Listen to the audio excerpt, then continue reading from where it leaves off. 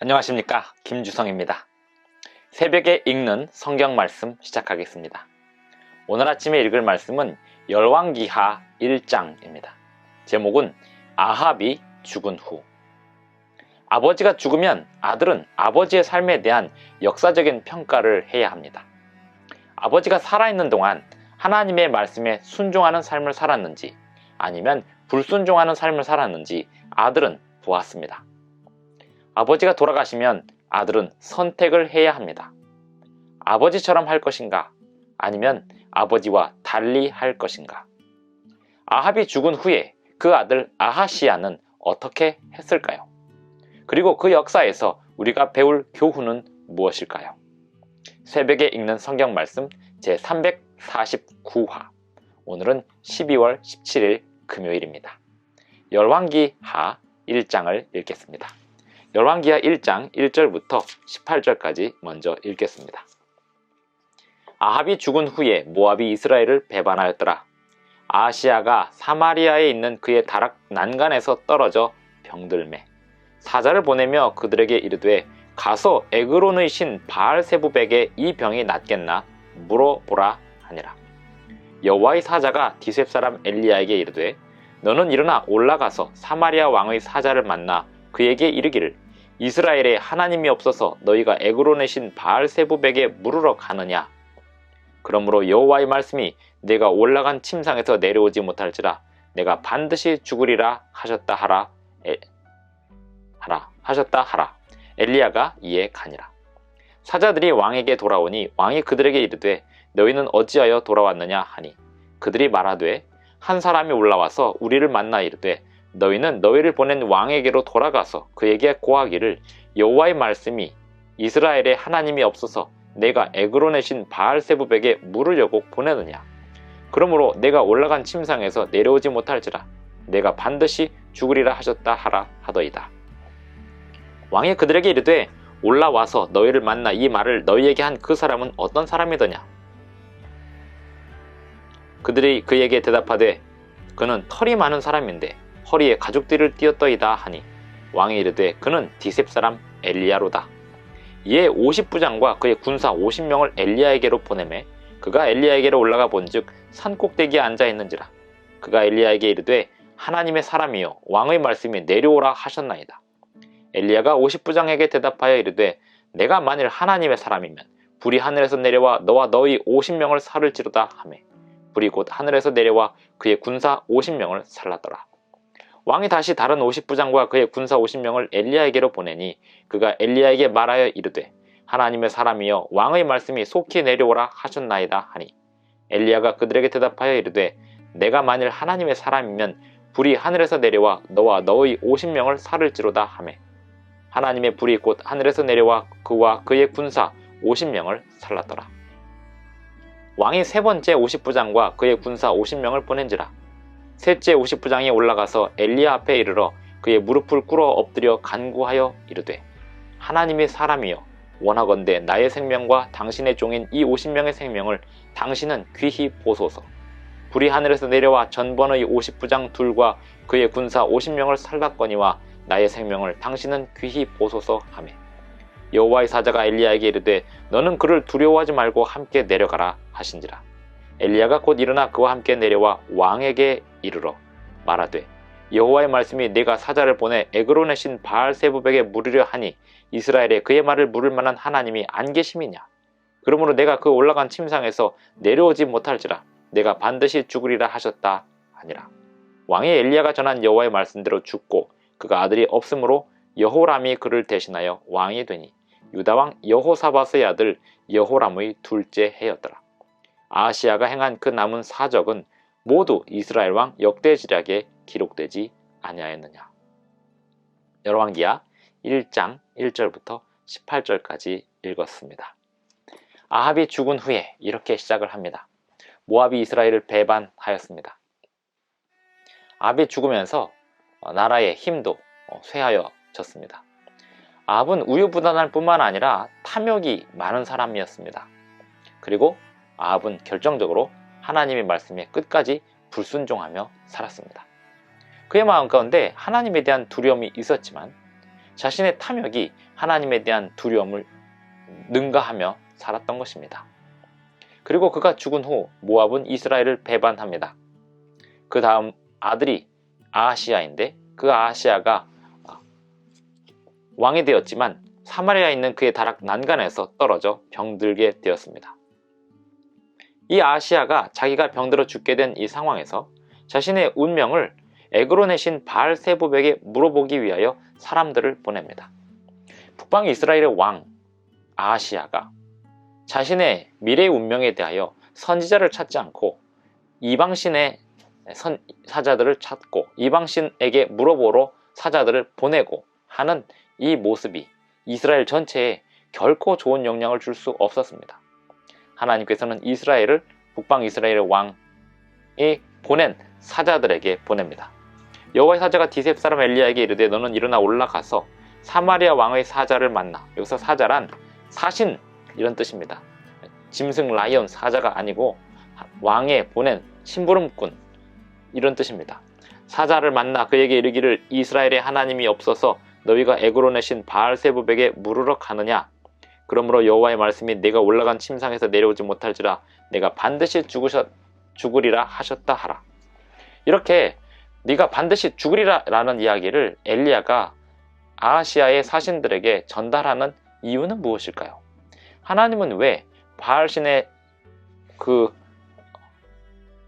에그론의 신 바알세부백에 이 병이 낫겠는지 물어보러 사신들을 보내는 아하시아에게 네가 죽을 것이다 라고 하는 기별을 엘리야를 통해서 전달하고 계실까요? 그 이유는 하나님께서는 아합을 사랑하셨던 것처럼 그 아들 아하시아도 사랑하시기에 끝까지 경고하시는 것입니다. 아합이 그 어느 순간에 회개했던 순간이 있습니다.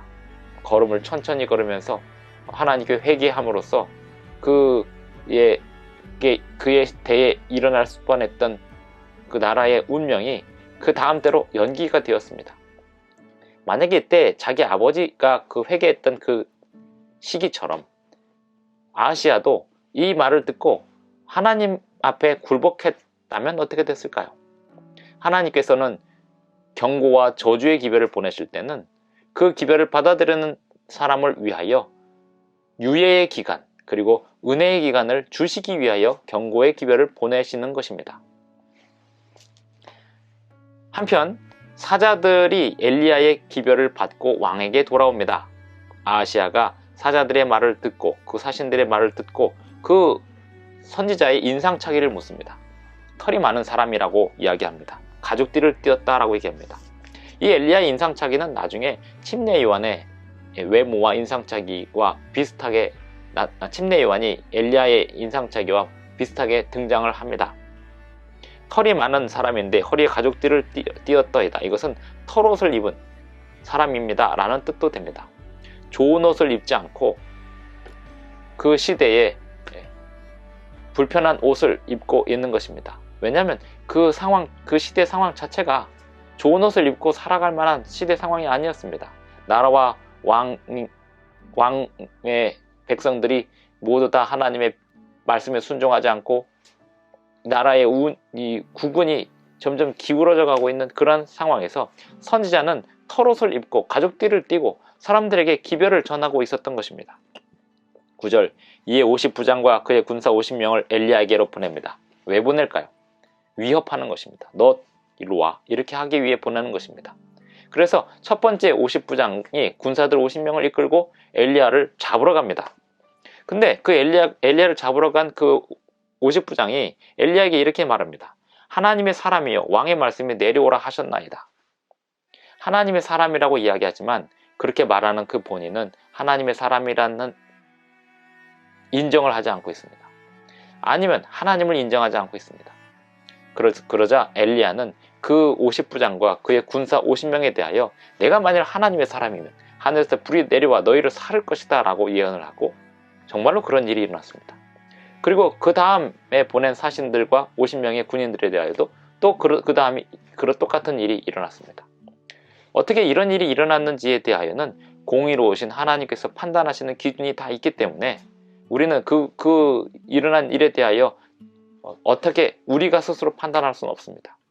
하나님께서는 처음에 보낸 50명과 50부장, 두 번째 보낸 50명과 50부장에 대하여 그렇게 심판하실 만한 이유가 있었을 것이고, 엘리야에 대한 그들의 적대적인 감정이 그들에게 심판을 받게 되었던 것이라고 우리는 추측할 수밖에 없습니다.